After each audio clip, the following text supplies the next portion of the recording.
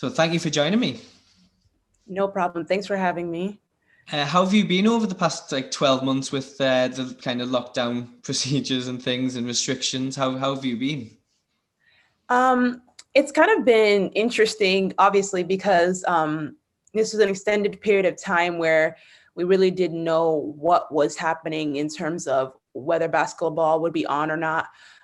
Even with school, the transition from doing an undergraduate degree to a master's degree in the middle of a pandemic, it was a lot of transition in the midst of uncertainty. So it was an interesting period, but things have fallen into place in such a way where I'm I'm still okay, and I don't feel like it was an overwhelming process, that transition. And so yeah, I think that all in all, everything worked out in the way that it needed to for things to flow smoothly. Let's start from the very beginning then. Where were you born? Where are you from? I was born in Los Angeles. I am from Los Angeles, California. I am the daughter of Nigerian immigrants to America. So that would be the background, yeah. Okay, okay. And when did you start playing basketball?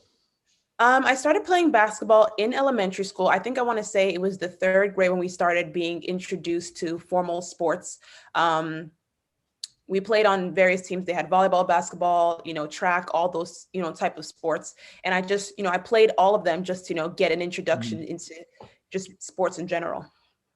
Did you have one person? Was there someone in your family who was kind of basketball orientated, or was it just through school? No, I had no one in my family who was basketball oriented. My father, he played, you guys call it football. I call it soccer from Yeah. America, but he played football. And he also played tennis. And my mom did cross country. But besides that, no one in my family was a basketball player. Okay. When did you start kind of joining teams then? Was it just school teams, or how did it work? Yeah, so I played for the school team and just the school team until high school. Then when I got to high school, I started playing AAU basketball, which is club basketball, where you travel, you play in the off season.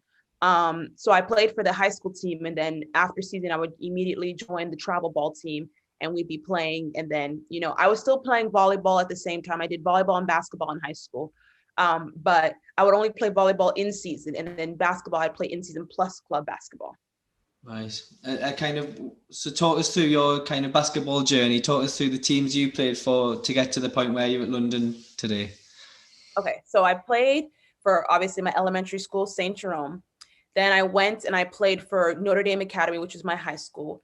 I played for two club teams. For the first 2 years, I played for Fundamental Hoops, which is a basketball club centered in like Inglewood, California. And then after that, I played for Cal Storm, which is a pretty, notable club team in California. I played there for 1 year. That was my junior year. And from there, I played at Cornell, which I played for all 4 years there. And then from Cornell, I was able to talk to one of my friends. She played for Newcastle. Her name is Jamie. And she basically communicated with me about the opportunities to play in Europe while also getting a master's degree, which I was interested in.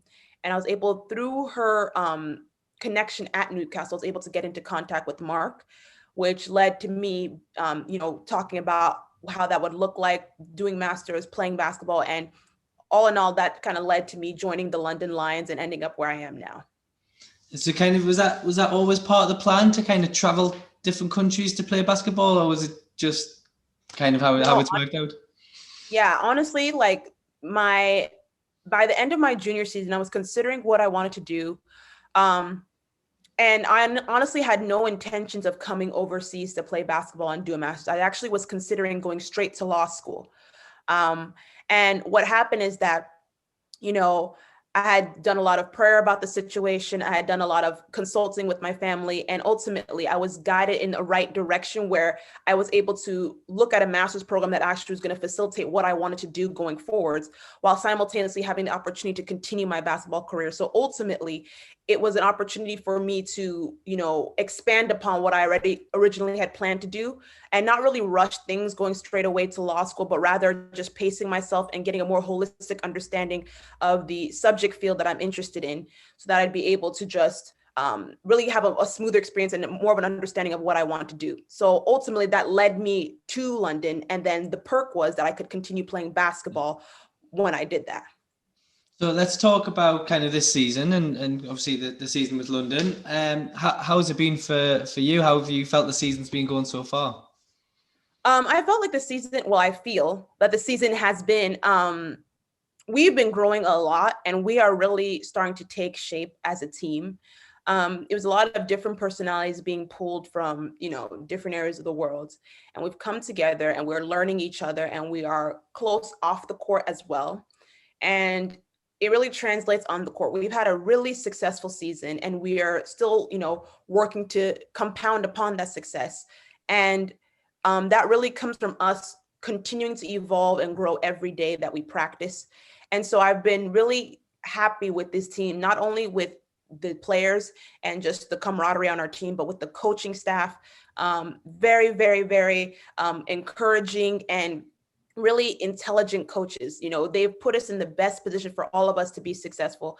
And so you have a dynamic where we're all able to perform at potential, which is allowing the team to, perform the way we're performing in our outings. From kind of the outside looking in, it does look like you're a very closely knit team, and kind of the energy when someone makes a good play or a defensive play, you're kind of all in it together. That's the way it looks anyway from the outside. Yes, exactly. That's exactly right. We want everyone to do well. We're happy for each other when we do well. And ultimately we take every positive and, negative as a team. So everything that happens, we celebrate it or we think and, reflect about it as a team, as a unit. So you mentioned the coaching staff there and the kind of philosophy that they've got to allow players to play and things. What's it like to play with Mark as a coach? Oh, it's just a blast. Mark is one of the best coaches I've ever played for. I come from a system that was, at Cornell is very much like everything is structured in a way where there's not really much freedom to do what you want to do within the offense, where Mark, he has it structured in such a way where we have our base sets and then we just play basketball. And he kind of coaches us in a way that allows us to, perform at the level that we know how to because of our experience, while simultaneously structuring us in a way where we have a foundation that we can work off of. So this system is just really, really conducive to success for our team. I mean, our team is having an offensive, we're showing out offensively every night, and that's because of the system that we have in place. And that is really the work of Mark, and that's the work of our coaching staff collectively, trying to put all of us in the best position to be successful. And for yourself individually, I think 17 points per game this season so far. Kind of how do you feel your individual season's going? I'm excited and I'm happy about the season has been going. I've been learning how to play off of my teammates and basically taking what the defense gives and working with our point guard Kennedy, so that we can have that kind of camaraderie where she knows where to find me, I know where to look for her. And so it's been an evolution throughout the beginning of the season up until this point.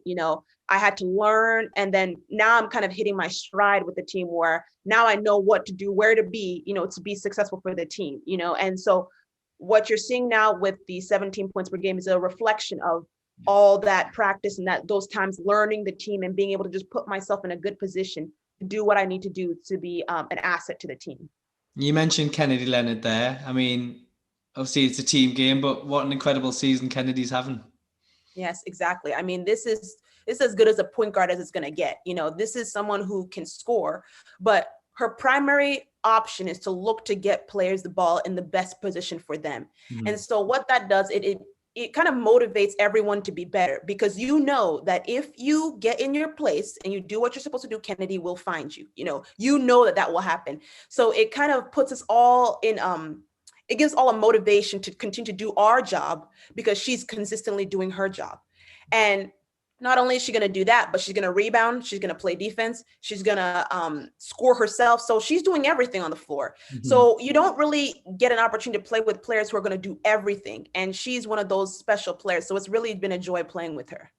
And obviously I think in the trophy final, she had 15 assists in that game. What was that trophy final like for obviously the team and yourself? Honestly, it was just a great experience for us, just being able to bring home some hardware. It was a culmination of a lot of hard work, and we had to do a lot to get to that point. So when you finally attain those goals and you win something, that really means a lot. Our team definitely celebrated, and I think that brought us closer together, because we realized that we can actually do something as a unit if we continue to stick to the plan and work towards, attaining what's our best self will be. And that trophy final kind of like confirmed for us that if we continue on this path, that we will continue to, attain success. And so that really meant a lot to us. And the fact that it was on Sky Sports as well is a major thing for the league. Yeah.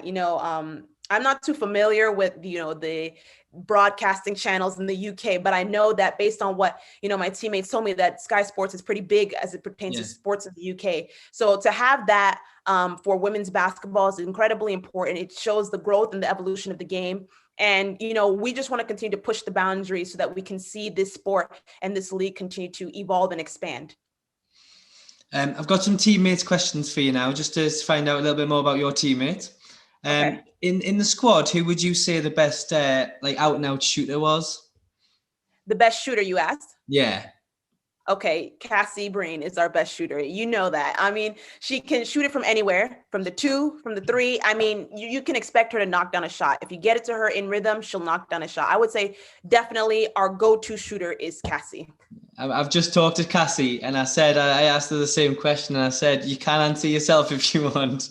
Yeah, that's her. Who would you say the best passer? I mean, Kennedy Leonard, do you reckon? Or? Kennedy Leonard. The stats speak for themselves, averaging over 10 assists a game. Yep, that would go to her. Okay, so less stats based. Who's got the worst taste in music? Worst taste in music. I'll be honest, we all have pretty similar taste in music. I don't know who I would say have the worst, just because I have such I like all genres of music. So, what some may consider bad, I have an ear for it. But, the team has agreed that Kennedy and Cassie, they don't like their country playlist. So I'm going to just elect them, not because I said it, but because others have said it. And that's the answer I'm going to give. Who's the funniest to have around the dressing room? The funniest? Now, I would elect myself because that's what my teammates have said. They've said I am the funniest, but since, I'm not going to evaluate my own funniness, I would say beside me would be Fatima. She's one of the younger girls. She is hilarious. She cracks me up all the time. And she has such an eccentric personality. It's just fun to be around her. And now I've got some quick fire questions for yourself. Okay. Just kind of like 2 answers. You've got to pick one. Okay. We'll go with McDonald's or KFC? McDonald's. Oh, good. That was nice and quick. Starbucks or Costa? Have you experienced Starbucks. Costa? I have experienced Costa, but I haven't had as much experience with it. So Starbucks wins by default. Most people say Starbucks anyway. I think that's the preferred. Favorite Netflix series? Okay, so the recent one that I would say was the best that I've watched would be The Queen's Gambit, but that's because it's still fresh in my mind how much I loved it. So that was what I would say would be the best that I've watched in recent times. I haven't seen that one either. You gotta watch these answers. I'm like, I've just never seen it.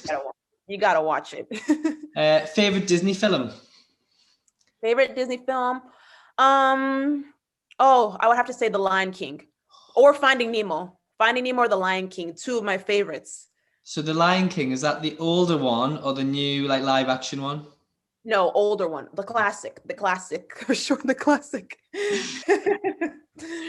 Okay, last question here. Do you have or would you have pineapple on a pizza?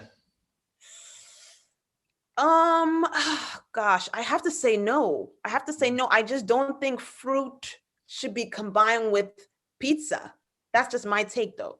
But I have to say I haven't tried it, so I don't want to, some people love it. So maybe I have to try it first before I say it. But I'm going to go with the no for now. There you go. Next pizza you have pineapple. Yeah, pineapple. So the last game London had was against Caledonia, and you were pushed quite hard, and obviously a depleted squad at the time, but pushed quite hard. How's the squad feeling as you get closer to the playoffs? So right now we're trying to obviously get our younger players prepared, because you don't know what's going to happen at any time. You know, when we went to Caledonia, like you said, we were depleted significantly. Yeah. And we were able to pull out that victory, but we want to be prepared for whatever happens. You know, we want to continue to grow as a unit so that it's not going to be reliant on any individual player to make something happen, but as a team, we can pull together despite whatever setbacks we may have and continue to work towards our ultimate goal. So going into the rest of the season, we're just trying to grow together as a unit. You know, these experiences will help us. And we're just trying to keep our eyes focused on what we want to reach at the end of the season. Well, I really, really appreciate your time tonight. Good luck for the rest of the season. Thank you. Hopefully talk to you soon with playoffs in mind and things. But yeah, thank you very much for joining me. No problem. Thanks for having me here. This was fun. Okay, I'll speak to you soon. All right. Bye. Bye.